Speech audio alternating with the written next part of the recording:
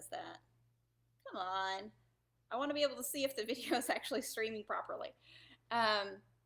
Facebook is being less than helpful. Maybe it'll start cooperating here in a minute. Anyway, hi.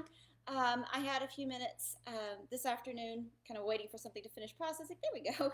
I am now on my own screen. I don't know if I'm on your screen, but I'm on mine. Anyway, I had a few minutes while I was waiting for something to finish processing, and I decided to make a follow-up video to a sort of slide video. So it wasn't a live, but I made a slide video over the weekend, maybe last Friday, something like that, about the sort of answering the question, who needs your thing and how do you know and why is it important to know who needs your thing? And so this video is a follow-up to that. It's surprisingly similar to what we go through when we are writing essays. And if you've been following me for a while, or if we are Facebook friends, you probably know that I teach freshman composition at the college level. And one of the questions that I always ask my students when they're developing their thesis statements, because I don't give them the thesis statements, right? Like, here's the topic we're kind of working on, and I want you to go find something to say about it based on the information that's available. They propose a thesis statement, and then we kind of workshop the thesis statement, and then we brainstorm support for that thesis statement. Like, we go through it step by step. But a lot of times, not every time, but a lot of times we get to the stage where we're workshopping the thesis statement, and I go, okay, who needs your thesis statement? In other words, who doesn't already know this and would benefit from knowing it? Okay? And at that point, about 60% of students, the first time out, can't answer that question. All right? After some workshopping, yes, they can answer the question, and they refine the thesis statement, and it goes on to be fine.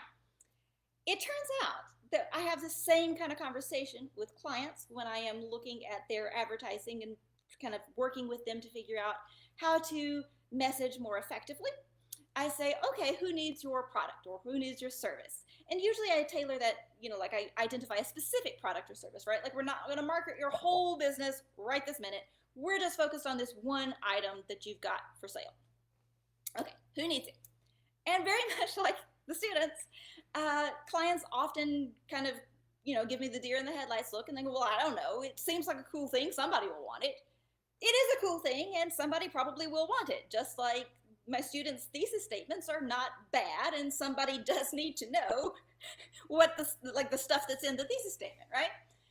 But if you can't define who's going to need the item or who's going to need the point proven, then it's much, much harder to choose the supporting evidence, whether that's, statistics and examples in an essay, or visuals and results projections in an advertisement. If you can't figure out who your audience is, you're not going to know which pieces of evidence are going to be effective for them, right? Because you will never ever be able to use all of the evidence that's out there that exists in the world that has something to do with your thesis or your ad, right? There are a ton of reasons to support blah, blah, blah, blah, blah, right? You can only tell some of them in any given ad, in any given essay, okay? And you can't choose, well, you shouldn't choose them at random, right? Like, maybe there are 5 reasons why we need to patch the potholes in Sheffield. This is kind of hobby horse for me, right? I run a lot, so I'm frequently at risk of like falling off in a pothole, and it's gonna be like, Lassie, like she's falling down the well, right? Like, they're gonna have to come dig me out. Anyway, so there are like maybe 5 reasons other than Sarah Carpenter falling in one why we should patch the potholes in Sheffield. Blech, if I can talk. But any given audience is only going to care about some of them, probably, right? So the moms with kids who are going to ride their bicycles off in the potholes are going to care because, well, this is a traffic hazard for small children. And the people who drive vehicles that are going to be damaged, like, they've got the SUV and it's heavy enough that, like, you fall in the pothole and it's going to mess up your front end alignment. I couldn't think of the word. That's a reasonable concern, right? So this describes people who have vehicles, like 4-wheeled vehicles, not bikes. We've moved on from bikes, and who are concerned about like the costs of repairs, right? So your ultra rich people may not care about that either, but honestly, how many of them are riding around Sheffield? Not that many, right? And there are like additional reasons, right? Like attracting tourism and yada, yada, yada. Okay. the specific set of reasons that we use to convince whomever to patch the potholes. I don't think we really have to convince the city to patch the potholes, but we might have to convince somebody to give us money to patch the potholes, right? The specific set of reasons that we use to promote this patching the potholes scheme is going to depend on what we think the concerns of our audience are. And because we can't cover everything, right? Like we've got maybe 5 minutes, if that. So we've got to be strategic. We've got to pick and choose. Not because there isn't other evidence, but because not all of the evidence is appropriate or necessary for every audience, and you want to streamline, right?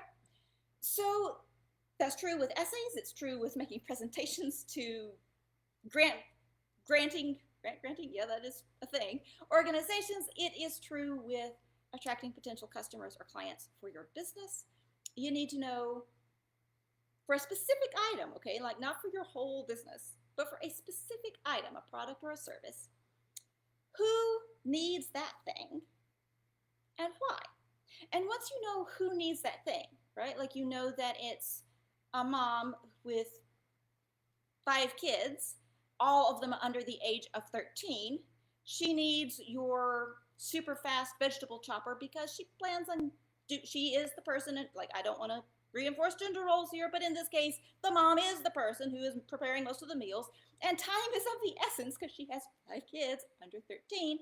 Now you can imagine some other stuff about her situation that led her to need your product or service, in this case, your little chopper thingy, which gives you some ideas for what examples you can use, what visuals will be impactful in your ads, and the tone to set, and also how long or short this ad should be, because again, this woman does not have a ton of time, right? You got to get in and get out and get gone.